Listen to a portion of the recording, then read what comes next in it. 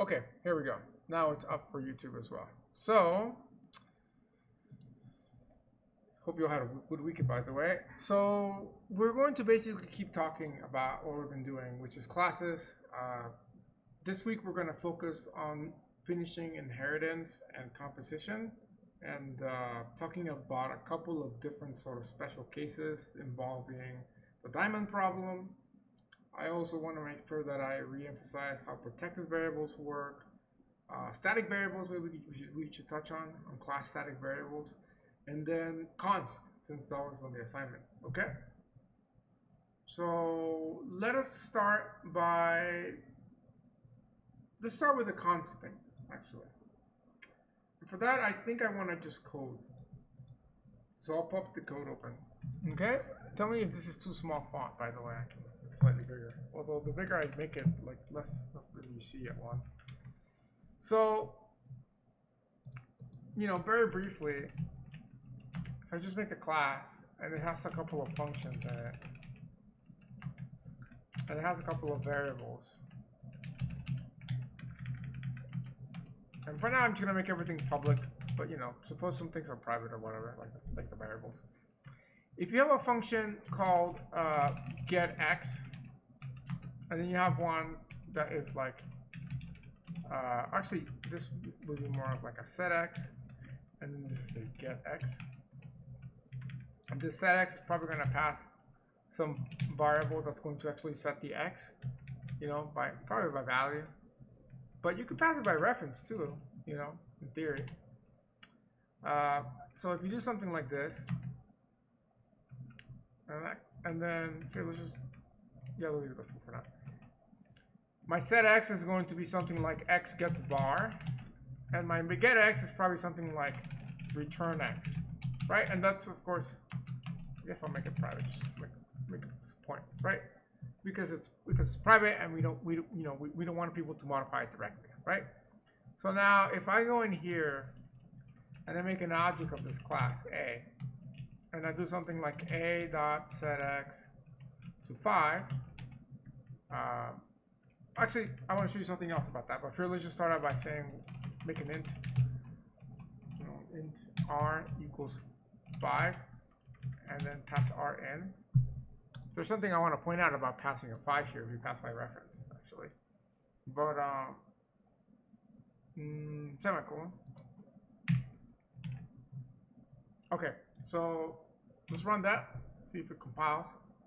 Okay, so if this runs, we go line by line. We make the class A. There's the default constructor, so things are not initialized. We have a variable. We set this variable, so what happens is then x gets assigned to that. So if we look at this pointer, we see that x has some random value in it, but it copies 5 into it, okay? So that's all good. So now if I want to print that out, I can say something like cout a.getx, and that's going to print out the contents of that. So if I put a breakpoint there and I run it, then I can see that when I call this getX function, it goes into the getX, it returns this x value, which then couts it into the screen, as you can see here. Okay? So nothing new. So some of you saw in the assignment that some of the functions, though, had this word const in it. And so what you saw was the equivalent of having the word const in there. Okay? And if I run this code, it runs the exact same way. No difference. Right? But there is a difference. It's just not something you see. And it can cause some problems if you don't know why that's there. Let's try to add the word const to the set. And then kind of see what happens there. In fact, hopefully the error we get is not weird here, but we'll see.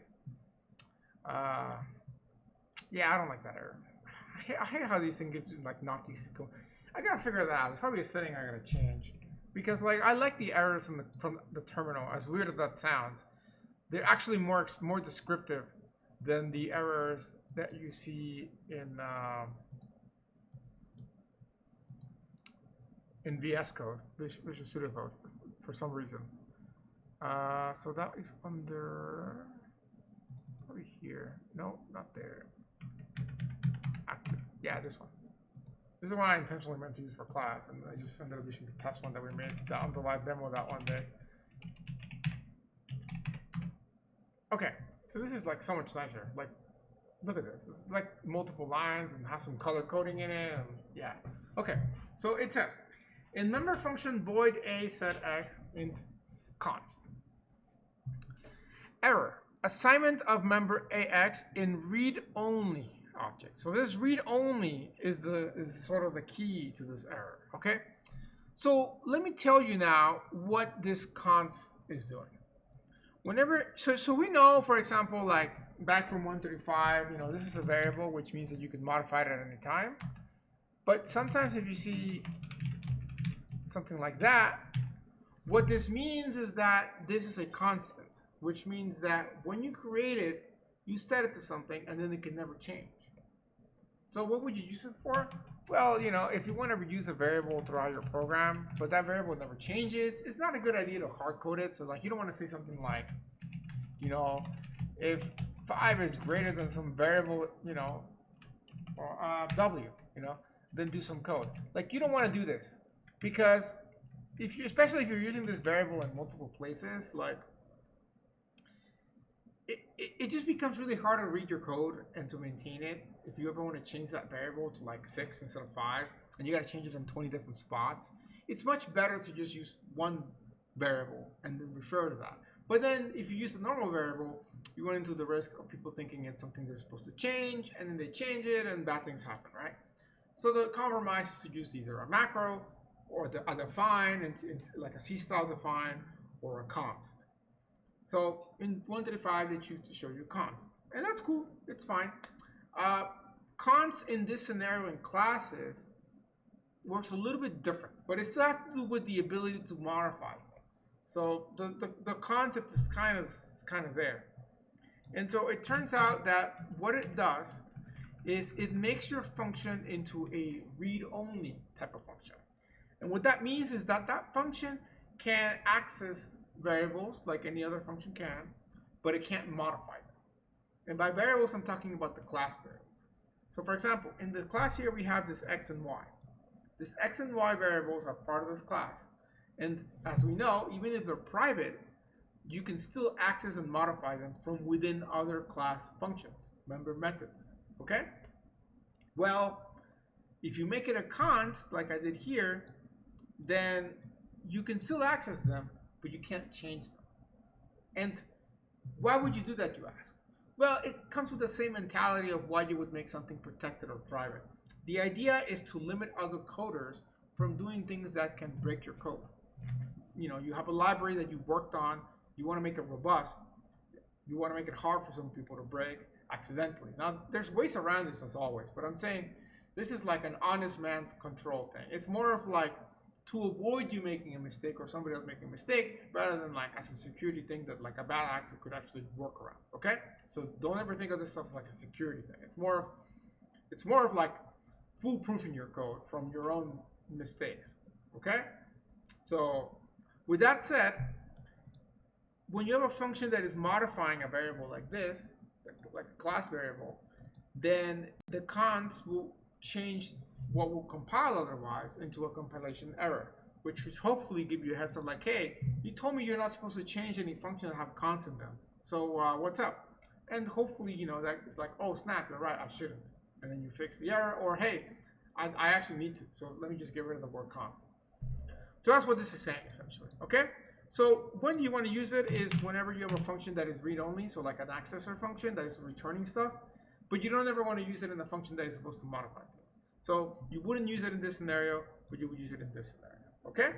That's all there's to it. That's what const does in that scenario. So sorry I didn't show you that before.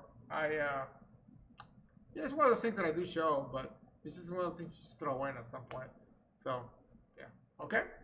So, but yeah, if you ever run into any other weird stuff like this, just let me know and I'll bring it up in class or just answer it on email or Discord or something. Okay? By the way, since I mentioned defines, a lot of you might not know how define works. Here's a simple definition of that. You say something like define, and then you say like potato, And then you put a value to define that potato with. And I don't actually think you put a semicolon with a define. So then now, if I somewhere in my code say cout potato, it kind of works like a constant.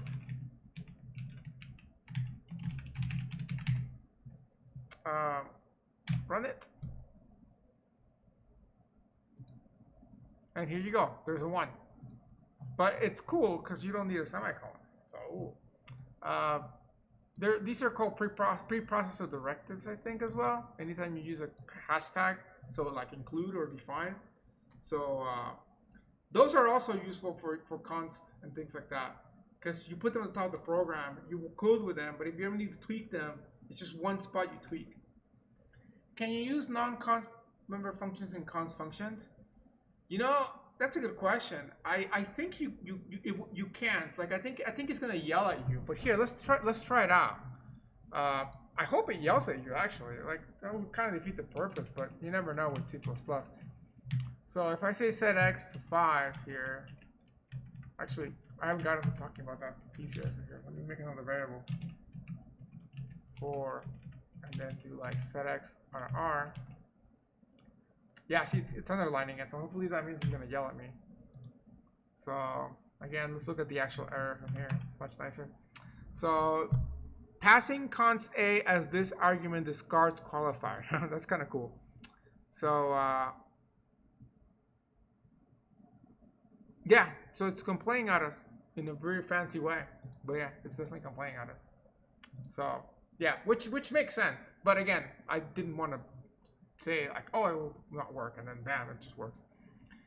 So anyways, one thing I wanted to mention about const as well, and the reason why I made this by reference here, is because if I try to pass this function here with a fixed value like this, and then let me get rid of this for now, this will yell at me. It's going to get really angry at me, actually.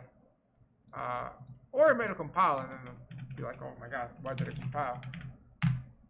But no, good, it yelled at me. This is what I wanted. So here you said this, like, and this is really weird looking error the first time you see it. It's like, cannot bind non-const L value reference of type int address of ampersand to an R value of type int. You're like, L value, R value, huh? And if you Google this, you get some Stack Overflow that'll like be like, no, you're doing this wrong, and tell you why. So don't feel bad if you again, you know, if you Google this and people yell at you in Stack Overflow. It's okay. But yeah, so what is happening here is that when you're passing by reference, you're passing a reference to whatever this is. But this is actually stored in the stack,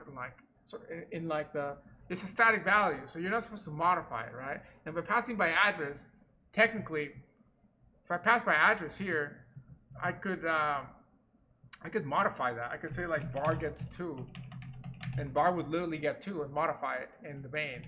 So, which is bad. However, as we saw in assignment 1, you want to pass some things by reference, like even if you don't intend to modify it, because otherwise you have to make a copy of it. Like we had like a couple of people who had that situation where like they were passing by value the entire vector of like 50,000 words every time you were looking for a word, and so the code took like hours. Not 6 hours. It took minutes, but it took a lot of minutes, like 10 minutes or plus, to run, which would time out code grid, right? And you know, we looked at it, and one of the things I saw was like, oh yeah, it's passing by value versus reference. And as soon as we changed that, it sped up the code significantly. I don't know if that was enough for them, but it definitely sped up the code. So you want to pass by reference, but again, when you pass by reference, you run into that issue of potentially modifying things you don't want to. So you can also use const to the solution. I believe you put that one in there like that. I think that these might be interchangeable, but if you do that, then as long as you don't actually modify it, you're okay. You run that, and it compiles just fine and runs just fine. But yeah, it works. And so if I try to modify though, so if I do try to say like bar gets 2, then I'll get an error about constants. So I'll get you know, assignment of read-only reference bar. So that is yet another use of const that you might like see at some point in some of the assignments. So this is done in fact, this one I think is actually legit. Like this one I respect and I would use, because you do want to pass most things by reference because you save space and it's faster. But you do want to protect yourself when it's like some data structure you don't want to modify. So you do want to put const like that, okay? As the final thing, I want to test to see if flipping these will compile. Because I think it might, but I don't remember. I think they're interchangeable. Yeah, it compiled. Yeah. So, you know, I would not, you know, put some for after. Just stick with one method like this. I like to put type first and then the modifiers. But, you know, just don't do some like const inst and then some in const. That's just going to be like, oh, nasty to look at. Can you use non-const memory functions and const functions? Oh, wait, I already answered that. So yeah, okay. Okay, that's all I can really think about the word const that you will see in C++, like at least in 202 and 302 and future process. Okay, so moving on from that, let me know again as you start looking at the next assignment, which is not due for a while, but I would, you know, like I would really encourage you to look at it between now and next class, because then you can bring up things that might show up there that I didn't cover, and then I can cover them, okay? Not have to wait till the last minute or something. So at least just briefly look at it. Okay, so let's talk about inheritance and composition, okay? So inheritance, I gave you that introduction about. The idea is to take some code and expand it, right? So you take some current code base that you really like a lot, and you sort of enhance it by adding extra functions or extra data, or even just more functions on the original data, okay? And so the basic sort of structure of that is just to have your class. You know, you have a class of some sort. In fact, actually, hold on. Before I just start writing about it, did I have an example that we did before? Yeah, we did. We were doing the protected stuff. So, oh, by the way, I mentioned that when you're talking about the parent and the child class, we have things like derived class. I forgot that this is actually called base up here. So this is base and derived class. This is super class and subclass, or this is parent or child. Any of these are okay, all right? They all basically mean the same thing. You know, actually, instead of writing here, I'd rather code it, because we save some time, you know, by just coding it. Let me take this example, by the way, and save it. I have been updating, and I did update last week, the repository of code, all these different codes that I keep writing every day. I will not be updating it today, but I will be updating it after Wednesday's class. So I welcome you to, you know, to get that, so you can get a copy of both the examples. So there's the code we just did literally right now. Okay, so now that I did it, I'm going to delete it, or at least delete most of it. I don't need this hello world, and then get rid of that. Okay. So, ooh, I hope I had a class thing in here. But yeah, class. So let's make a class and call it parent.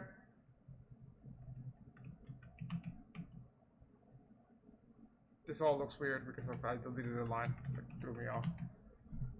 Here, let's just delete all this. Okay.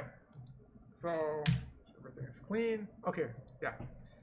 So if we have a class and we're going to call that class parent, or actually no, we're going to use base. And this base class is going to have a variable called base x. I could just call it x, but it might get a little confusing in a bit. So I want to use that as a term, okay? And then we already talked about the public, protected, and private. So for now, we're just going to make everything public again as a starter. But again, you know, you would not ideally want to do that. But then you have to get out of the accessor and modifiers. And I don't want to do that right now. And then you also have a function in there that just like modify something. So let's just say, you know, set x, set base x. Let's use our const, why not? Int const x, and it's just base x gets x. Okay. So we have our class right here. And now let's make a constructor for this class. And the constructor should also be public. So we're going to say base No parameter. No, let's make a parameter actually. Let's make two constructors then. One without a parameter and one with a parameter. Okay, the one without a parameter, we're gonna set base x to be 10 by default. And of course in this one, we're gonna set it to whatever that is. In fact, let's use fancy format for this. So, like that. Okay? So, this is our base class. We like this so much, but we really wish we had a base y variable in there. So, let us make a base y class. Okay? So, that inherits. So we say, we'll call this derived. Actually, for now, let's call it new base. This is all leading up to a problem too. So, yeah. Okay, so this one we are going to. No, I don't like the word neither. We're gonna call it upgraded base. So in this upgraded base, we also have a base y, and then we have. That's it. We have an extra variable. Okay. However, we want to have a constructors again. So we're going to call these upgraded base. We want to have a default constructor. And we also want to have another constructor that initializes base y. Now, right now, I'm not inheriting, okay? That's okay. So in this case, we'll just do int y. And this is going to update base y with y. And here we're going to set base y equal to 5. Okay? Now I want to do the inheritance. So what I'm going to do here is I'm going to put a colon and I'm going to inherit publicly because again I don't want to change any of the identifiers. Plus I want to make everything public right now. And I'm going to just put base. Okay? By doing that, I have now inherited all of the functions and variables from this class, which means I have them available here. That's pretty cool. However, this brings into some issues that we may run into. First of all, the first thing you should ask yourself is, okay, cool. We have a constructor that initializes base y. But what if I want to initialize base x as value? I know that I have the default constructor. So let's actually see what happens if we just call the default constructor as we have it. Okay? So let's go ahead and make two objects. Let's make an object of base of the normal base. We'll call that one b1.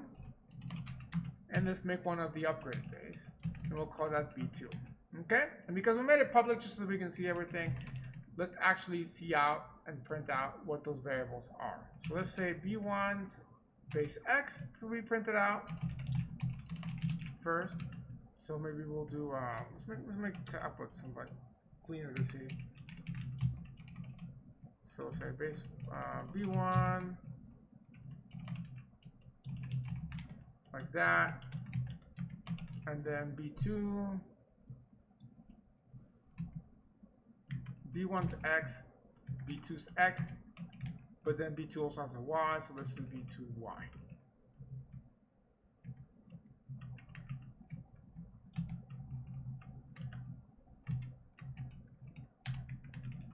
Okay, so that we can see what stuff is contained. All right. In fact, before we run it, let's think about what it might contain versus what it contains, really. Okay. So base 1, we know for a fact that it's going to be run with the default parameter, which means that we should see a 10 in that one. We should see a 10 in this line. So this should probably be a 10. Base 2 is a more interesting one. Base 2 is being run with the default. So, you know, we think, okay, it's probably going to be y for this one. Oh, let me change that actually to that. So we know that this should probably be a 5. This is the one that might be a little bit of a mystery, like that middle one. Like, what is that middle one actually going to be? Okay? So we probably assume that it's going to go with the default constructor, right? Because we're not passing a parameter in. So let's go with 10, and that's probably going to be right. But what if we don't want it to be the default one, right? But let's try it and see, because I don't like the fact that it's underlining everything. There's probably some bug in here. Let's see what's up. Private. Oh, I forgot to make everything public in in the derived class. There you go, public, cool. Okay, so we run it all the way, and we can see that we get 10, 10, and 5. Okay, that was expected. All right, what if we want to use, you know, this constructor? So we want to pass in something to the second one. So we say something like base 5. Okay, run this again, and this time we get 10 and 10, and then for this we should hopefully get that 5, and we do. Cool. So we're able to see that regardless of which constructor gets called here, it is calling the default constructor for here. But now the question is, what if I don't want to call the default constructor of my parent class? What if I want to call a different constructor? You know, suppose that I wanted to pass in two values here, one for y and one for x. Okay.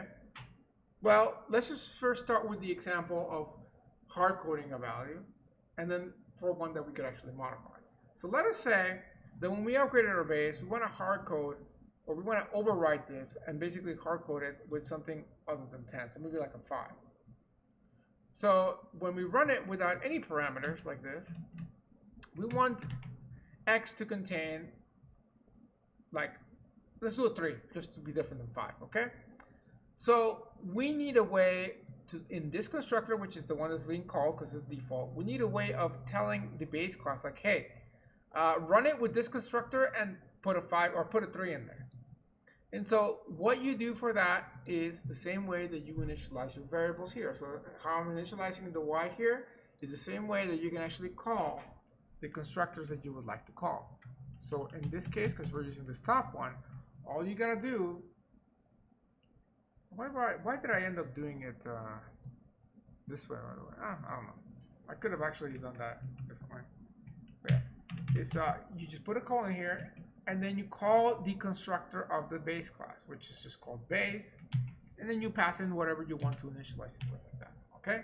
So it's almost like you were not initializing a variable in this class. And I don't know why I wrote it like that, because that works too, but I could have also written that like this. Base y 5. That will do the same thing. My phone. Okay. Sorry, I'm getting a phone call for something. Okay? And so,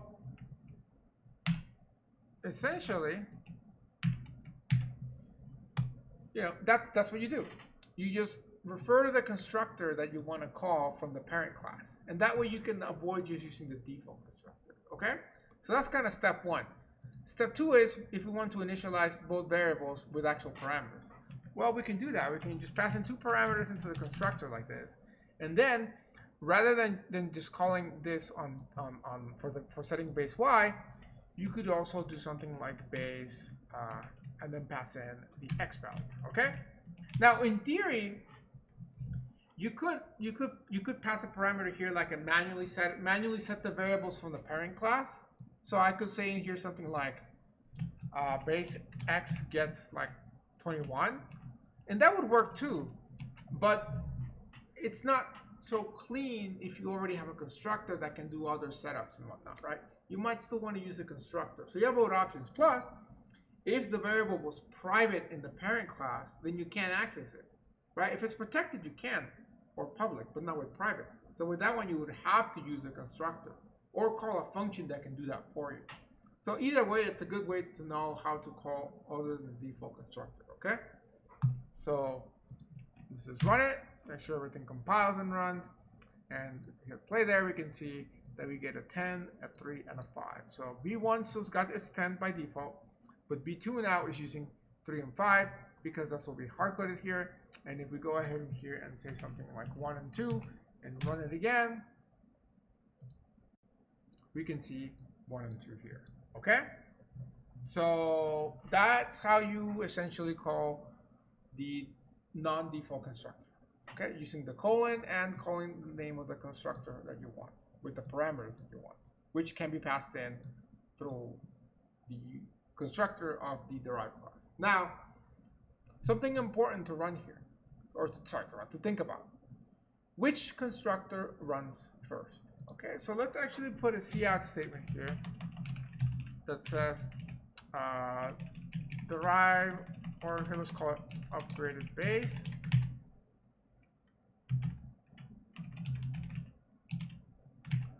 So that constructor is running there. And then up here, let's put a constructor for, let's put it for this one, since this is the one that's running right now. Base. Okay? So ask yourself, what are we going to get here? Well, when this object gets created, we're not going to see either one, because this one doesn't have any print statements in it. But B2 is calling the constructor over here that prints out base. And it's also should print out this. The question is, which will go first, base or upgraded base? So think about that for a second before I tell you the answer. Like, think about what should show up first, okay? As you're building this, your upgraded base, that's the derived class, is building on top of the base class. So think about when you're building a building, you build the foundations first, and then you build like the first floor, and then the second one. You don't start building the 100th floor before you build the basement, right? What's it gonna, like, it's gonna float or what? Right? You gotta build it from the bottom up. So, because of gravity, right? So if you have no gravity, then that's okay. But here you have gravity, so you have to go from the bottom up. So you can think of it this one with the classes. You have to build all of the stuff in the base class before you go in and build the stuff in the derived class. Otherwise, you might run into problems. For example, when we talk about dynamic memory allocation, again, something that's eventually going to come up, it's getting closer now. You know, you may need to allocate some variables before you can access them. And the derived class may be modifying this, because yes, you could have, like I said, I could have put it in my derived class, like directly say base x gets something, right? But if that variable is dynamic and needs to be allocated, all that stuff has to happen before you even touch the variable. Because of that, I hope it makes sense to you that you want to make your foundations first before you make your first floor. And so foundations is your base class. So that should run first, initialize all of that, and then initialize the stuff above it. So let's run it. We can see here the word base. And, oh, why didn't we get it at the right? Oh, we put it on that one. I should have put this on the one beneath it. My bad. This one. Okay. So yeah, let's run it again. We get base, and then we get upgraded base. So as you can see, foundations, and then the one above it. Okay. Now again, you're not getting base from the first one because I'm not putting that cout statement there. But if I go in and add it really fast, just in here too, then you'll see base twice now. You'll see one for the B1 and then one for the B2. And then of course your upgraded base, okay? So it's important to understand the order of those constructors as well. So that's pretty much all there's to it when it comes to inheritance. However, C++ has something known as multiple inheritance. So let's talk a little bit about that, okay? Multiple inheritance allows you to basically combine multiple classes to make one large monstrous class. So what I mean by that is, suppose you have a project where you build this really, really cool class. You know, like the Tamagotchi or something. You have this class. And then you want to enhance it. So what do? You inherit it into a bigger class that contains your smaller class, right? So this is the first class, and it's in here. But there's also other stuff that's enhanced. So we got that stuff, okay? Oh, it didn't come out right. There we go, okay? And you could keep going, by the way. You could inherit this into like a grandchild class.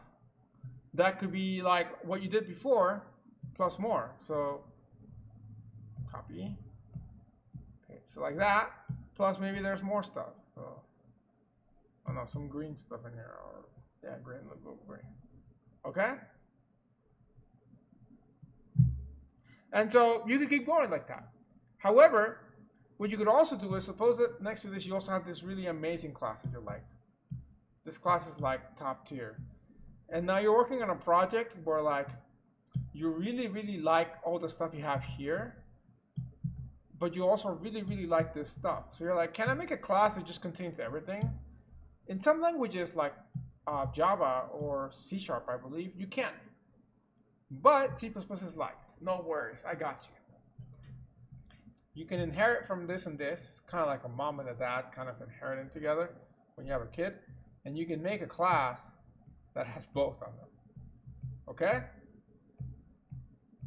You have that, and then you have that also in there, and plus whatever extra stuff you put in there as well, because you know you might want to even enhance it further. Let's say that you you know, you added a couple of extra things in there.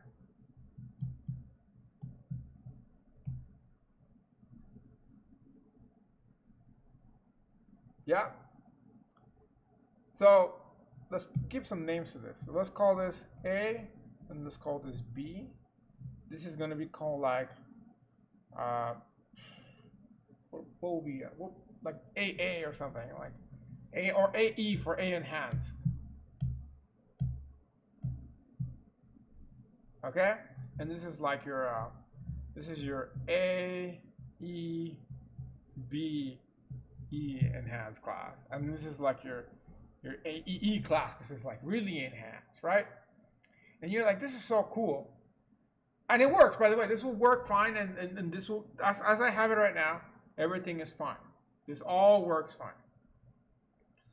Whether or not it's the best way to code things is a different question. But there might be scenarios where this is like legitimately the best way to handle it. Here's where things get a little scary. You're like, wow, this class is AEBE class is like so amazing. But I also like all the green stuff I added.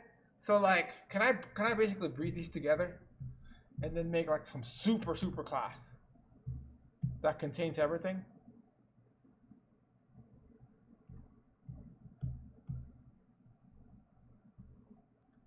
Plus extra.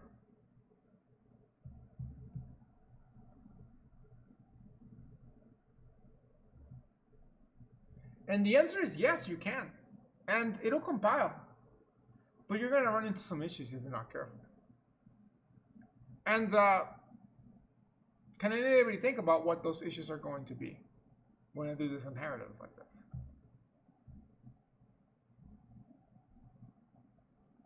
Well, first of all, let's think about like genetics for a second.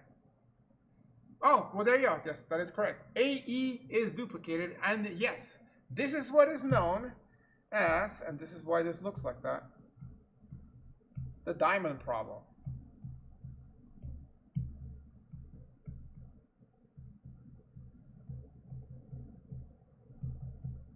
And yes, the big issue here is that you have duplicated two things. So you have two blues and two pinks. So that circle there, that's twice. And that's not good, because those variable names are going to be the same, but you're going to have two copies of them. So like, when you think of like genetics, this is like you have two of a gene that's recessive, which is not a problem, I guess. But if you have two copies of it, like you have an extra chromosome or something, it's really going to mess up the genetic code, right? And so that's kind of what is happening here. You have two copies of something, you should only really have one. There's going to be issues trying to refer to them, because now when you're trying to say, hey, give me the blue circle, the compiler's going to be like, there's two blue circles. Which one are you talking about? Well, the blue one. Yeah, but they're both called blue. I don't know which one you're talking about. You're going to have to like specify. So you're going to be like, well, I need the blue one from the AEE side, not the one from the AEBE side. So you're going to have to like refer to these names and say like, I want the blue from here versus like the blue from here. So you're going to have to literally put that in the code to tell you which one you're referring to. If you just say, I want the blue one before, you know, here, and here, it's like, okay, yeah, I know what you're talking about. But now it's like confused. So you run into a lot of problems. This is actually an issue in general with multiple inheritance that can cost a lot of, that's just very risky. To the point that some languages, like I said, just do not support it. They're like, yeah, we don't want to go down that rabbit hole, so we're just not going to support multiple inheritance. Just because it's like, it's just too much of a headache. Like, you know, it's one of those things like, you know, if we remove this feature, then people can't break it because it doesn't exist. So we solve all the potential issues that feature would have brought with it.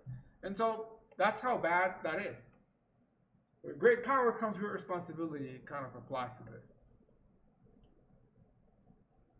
So let's take a quick look about how both multiple inheritance and double inheritance works. By the way, the inheritance that we did here from like from this step to this step to this step, that's perfectly fine, and you'll see that a lot.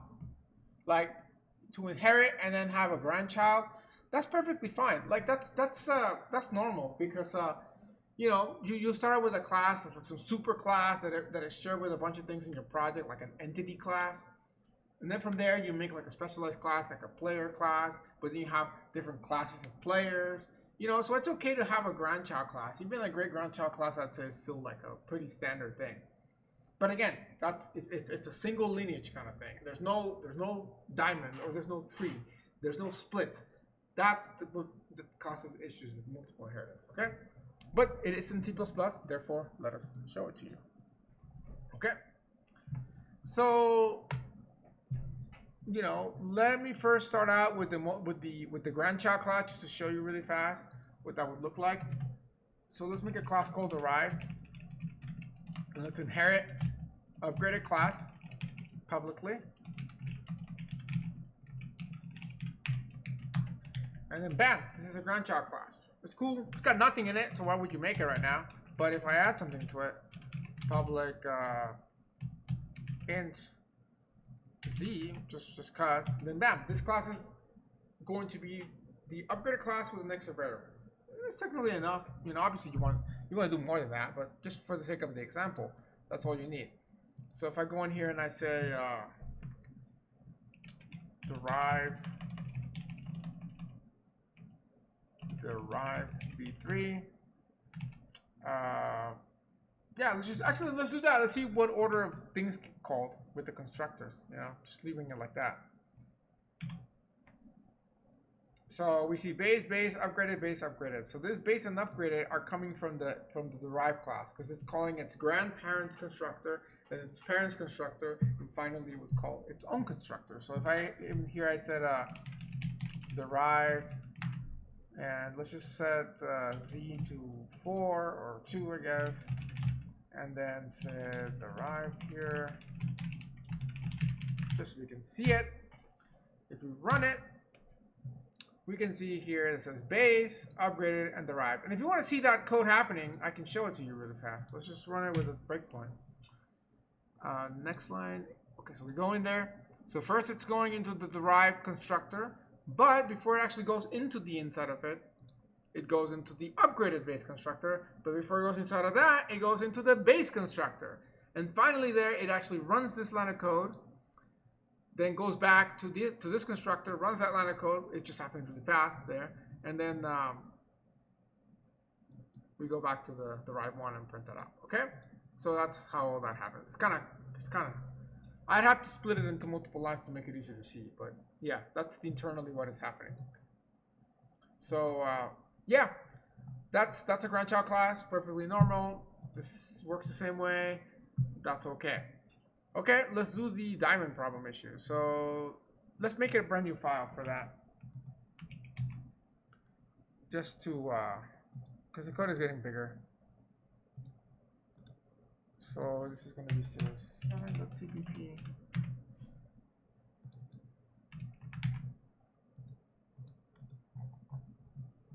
So for that, let's get rid of the derived class. And let's get rid of the upgraded class.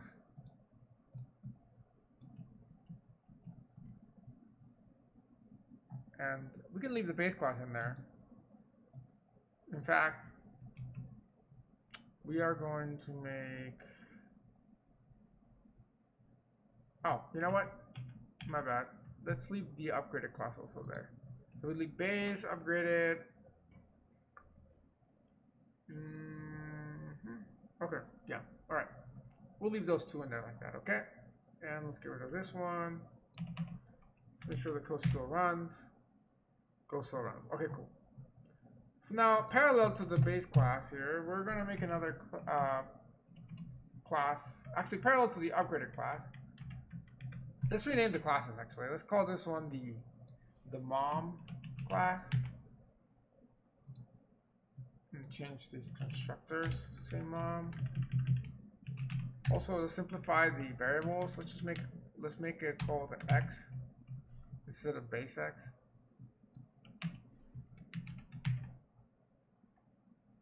and then X here. We don't need the set base function. Actually, we can leave it in there. We just need to specify that, so yell at us. Okay, so we have mom, then we have son.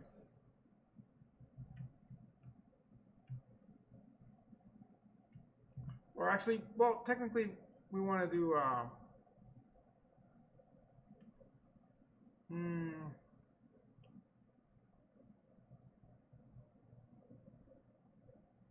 well, here, let's just do a mom and dad. Yeah, let's do mom and dad, and then we'll do the grandparent, because so we have an actual diamond. Okay, so this one we'll call son for now, and then it inherits from mom. Okay, and then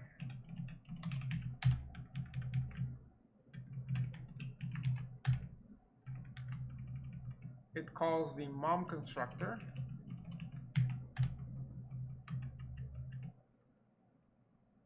And sets the y variable, and this one sets the mom constructor, setting the y variable. I'm just renaming things to make them easier to read. Also, I don't like that curly brace being like that. There we go, that looks a little bit better. And then let's make that a y, okay? I could have left them with the same names, but this is more easier to like visualize, I guess. Okay, also let's make that way. And I won't leave one line. Okay, so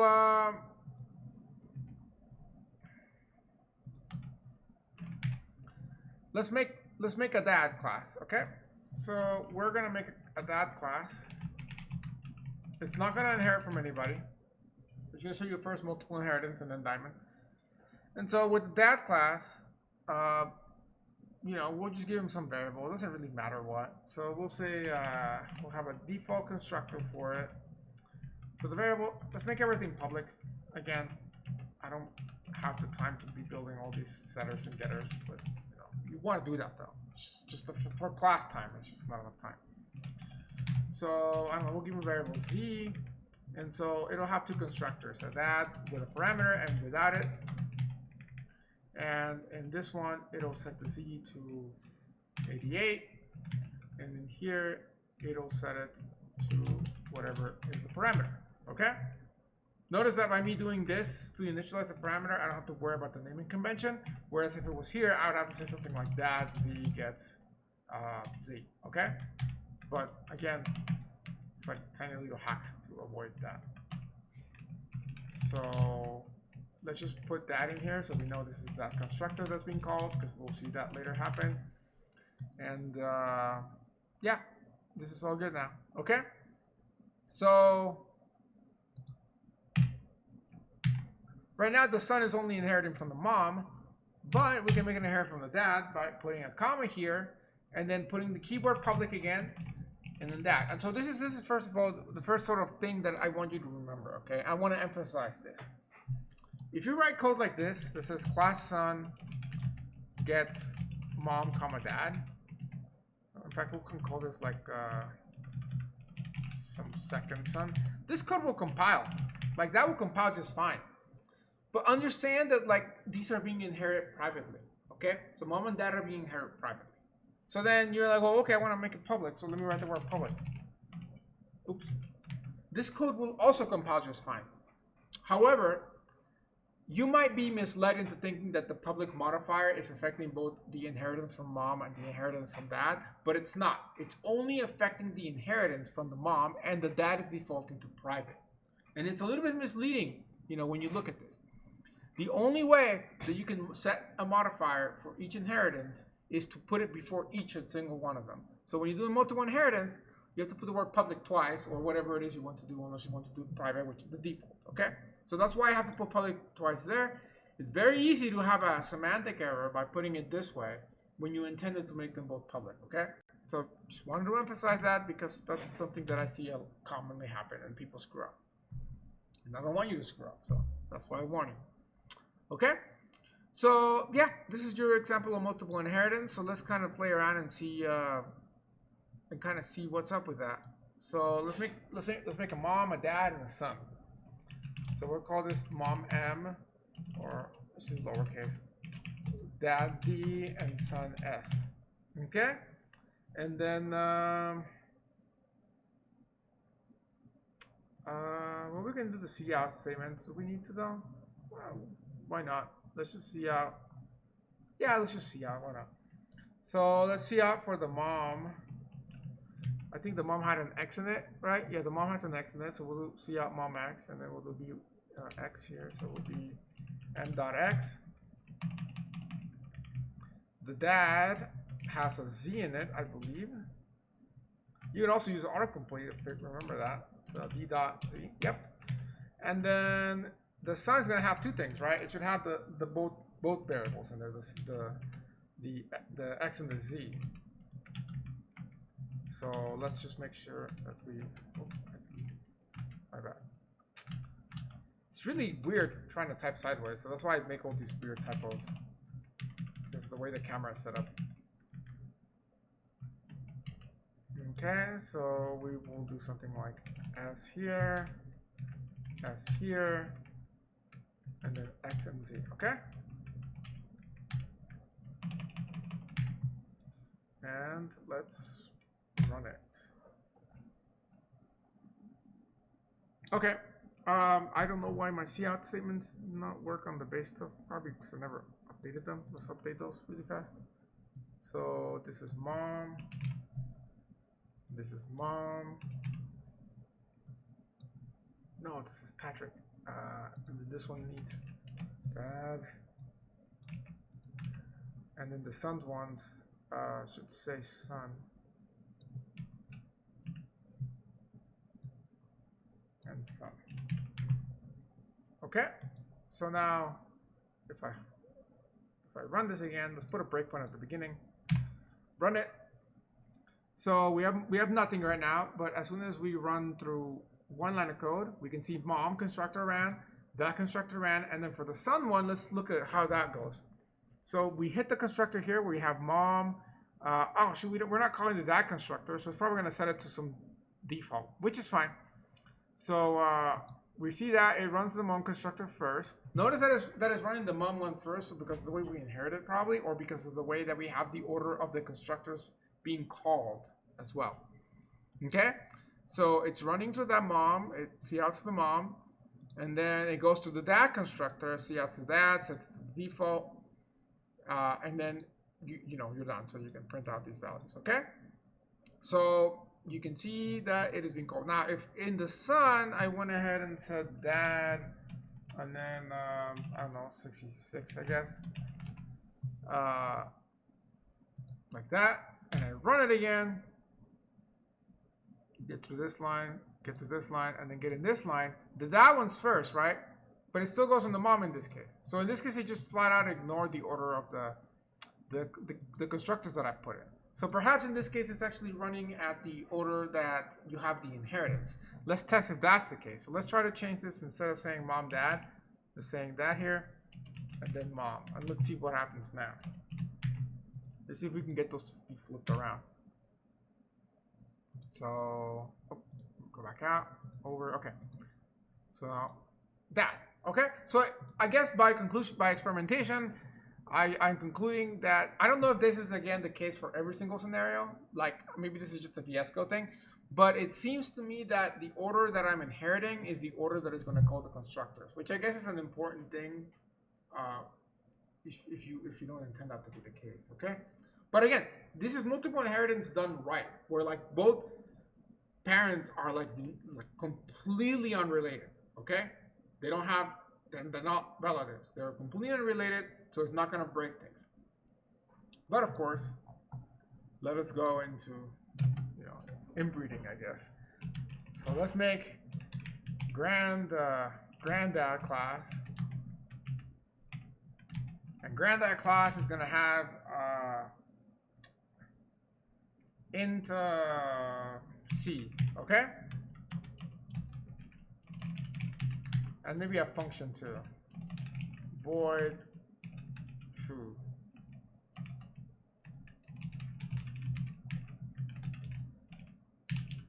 Okay? So now,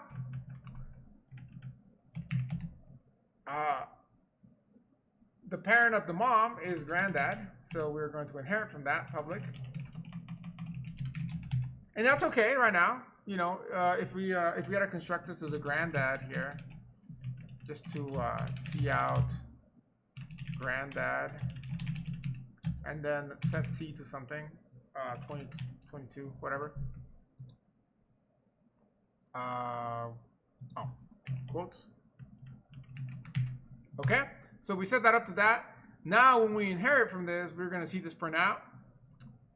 So if I go in here and I modify my cout statements to also print out the mom's, oh, shoot, I forgot the variable name is already. C, then this will be mom C. Okay, and so now it also, because the son is inheriting from the mom, which is inherited from the granddad, the son should also have a C. Like that, right? So if I run this, let's see how the mom process goes. So the mom constructor is going to get called, which is going to call the granddad constructor. Oh, something scary happened. The thing like froze.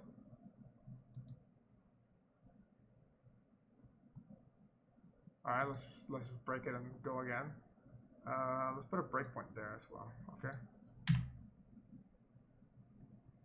Okay, go in there. Okay, there we go. I don't know, something happened last time. Okay. So yeah, so from the mom it calls the granddad constructor.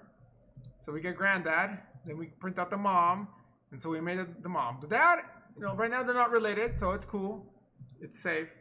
That's showing up, and then you're good to go. The son is made, so the son's constructor has the dad and the mom. So it calls the dad because we put that first, and then it calls the mom, which is going to call the granddad. So the granddad, mom, son, and there you go. So then you got all your variables, okay? So this is multiple inheritance, and you got different layers of inheritance. Everything is okay. All right, everything is legal and fine. The problem comes in where the dad is also the sister of the mom, I guess, because they both inherited from the granddad. This is where we're going to get our diamond problem, okay? Because right now what we have is we have mom and we have dad. And they got together and they have son. But now we got granddad into the equation, which is like this. And sometimes, by the way, I'll do the arrows like this, signifying the way that it's inherited. But sometimes what you will see is the arrows the other direction, meaning like who their parent is. So either way, it means the same thing, okay? So in this case, now we're making this link.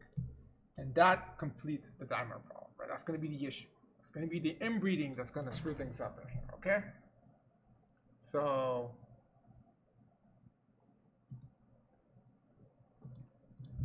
we'll throw that in, public granddad.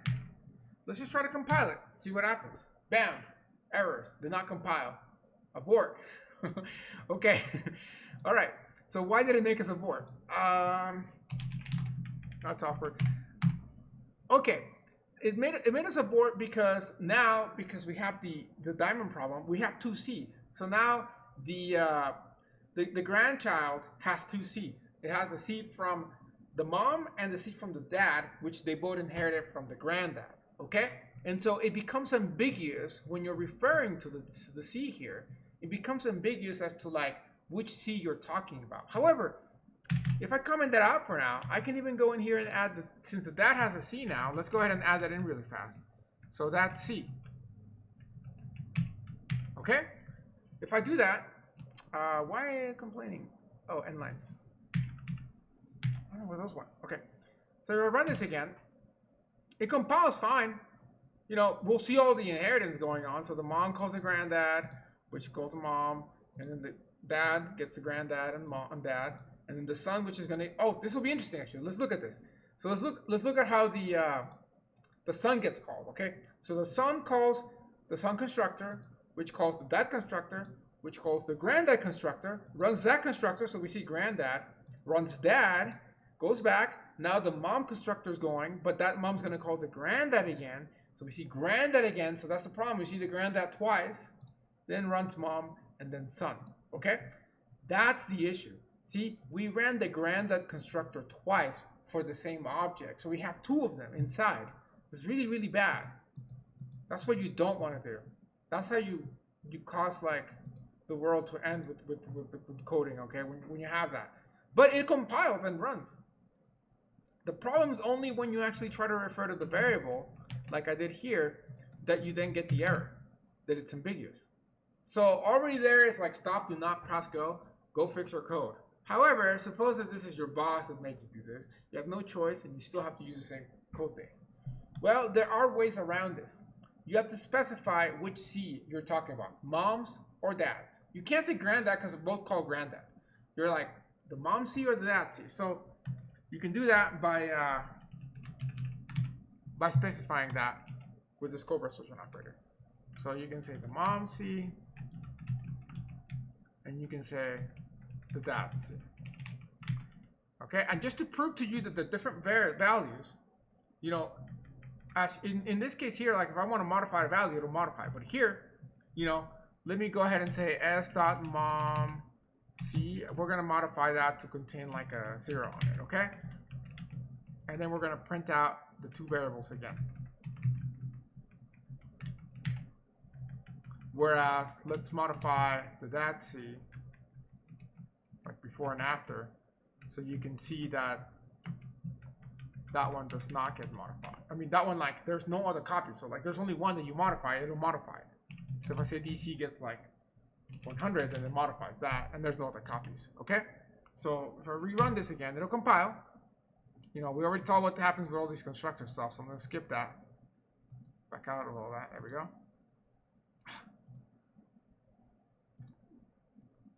Go over that. I should have just put a continue. Okay, there we go.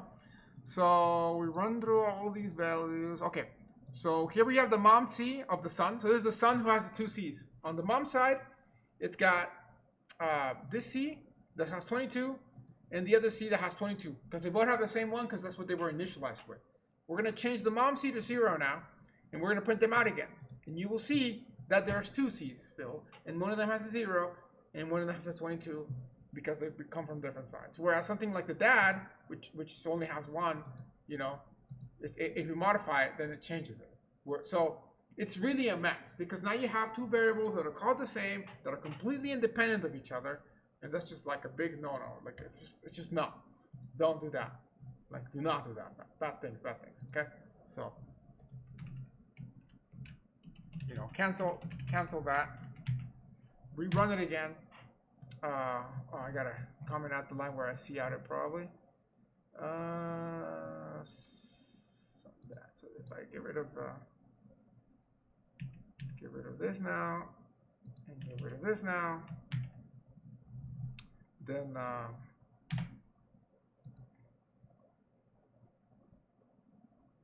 I gotta do that.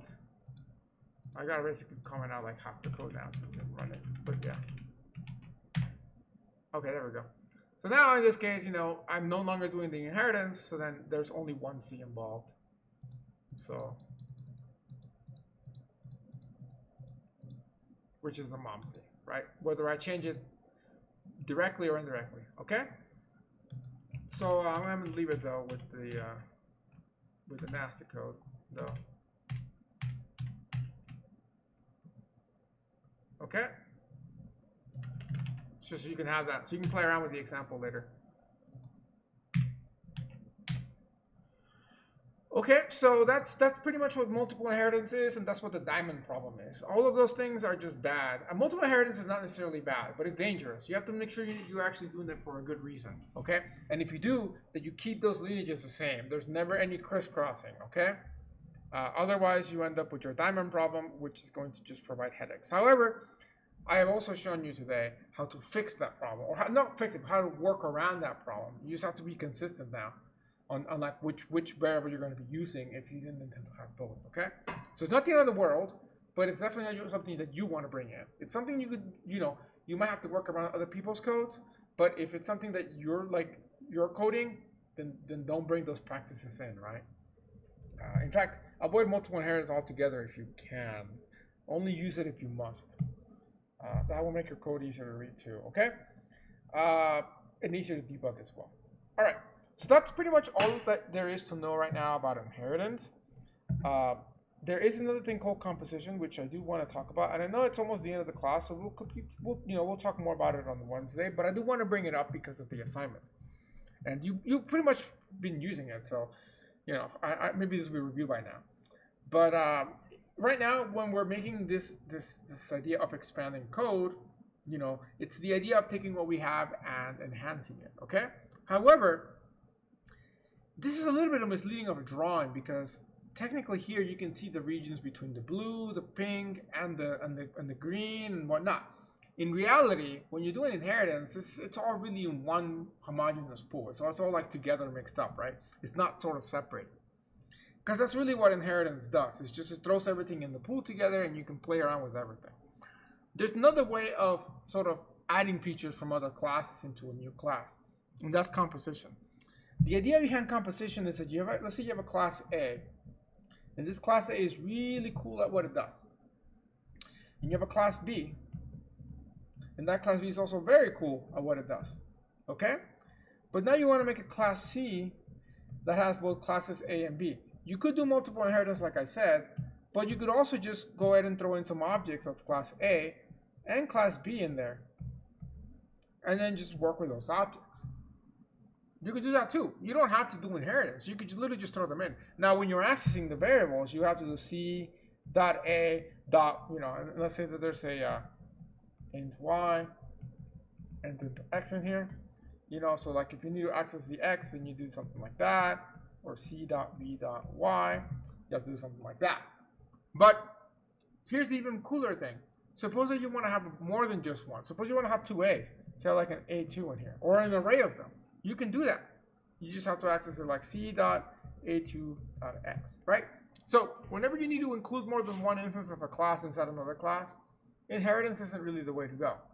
Composition is much better, which is doing this, which is just dumping in, creating an object of another class inside another class, like class inception basically, okay? And you can do that to make arrays of them, or just 2 or 3 of them, or just one of them. So whenever you're doing multiple, composition is the way to go, no doubt. But whenever you only need one, like example B here, you might ask yourself, when do I do inheritance and when do I do composition? There isn't one clean answer, but there is one simple way that you can think about it to try to sort of decide. And that's to sort of think about what you're trying to do with the object that you're trying to put in your other class. Are you trying to enhance something? Are you trying to append something? And so a good terminology to think about when you're dealing with these two things, inheritance and composition, which by the way, some people do like to call aggregation as well. So they're sort of somewhat interchangeable terms. So aggregation, the G looks weird. So inheritance is what we call an is-a relationship. Okay? Whereas composition is a has-a relationship. What I mean by that is that when you're trying to think about whether something should have another class in it, like object A has, or here object C or class C has an A in it. That's a composition thing. If you say something like object D is an A, then that means that you want to inherit. Now, let's think about practical examples of that for the last few minutes of class. Suppose that you're thinking about trying to create a watch class, like a wristwatch, okay? So you have a class called time, and then you have a class called wrist, or not wrist, bracelet for your watch, and then you have like the time class has like dials and whatnot, but then you also have a class that's just called the watch, okay? So when you think about the bracelet class, you don't think about like a watch is a bracelet. You say a bracelet has a watch. So it makes sense in your watch class to throw in like the bracelet, okay?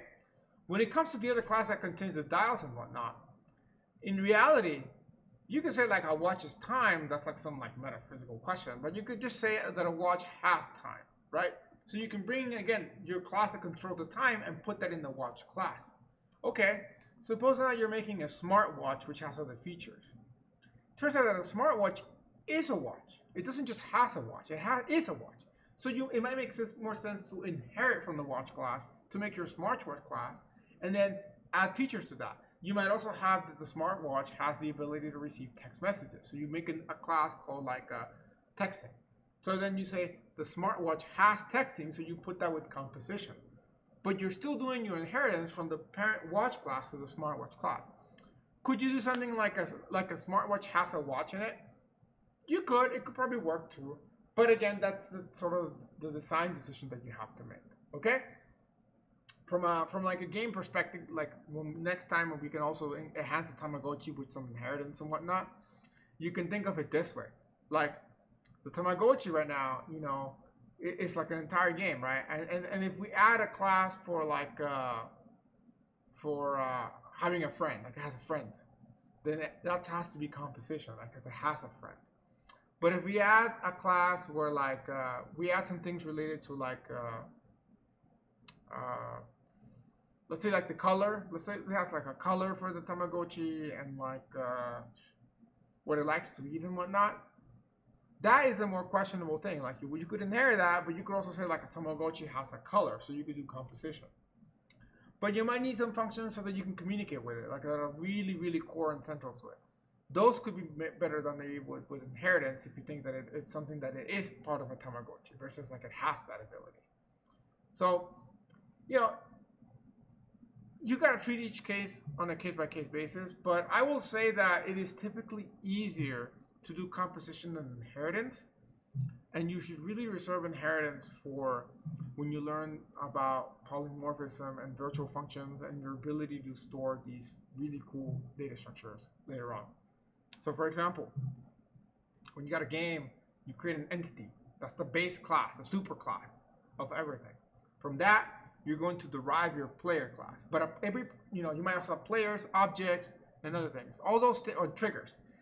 Triggers, players, and objects, they're all entities. So they is a relationship. So it makes sense to do inheritance there. But let's say that a player can contain some objects in its inventory. So if you say the player has a, so those are compositions. So you can do, you can avoid your diamond problem by just throwing things horizontally that are both related. So like, even though the player is an entity and an object like a sword is an entity, you can have the player store the sword using composition. Whereas if you did inheritance, that just explode into horrifying stuff. Okay? So that's pretty much all I want to say about that for now.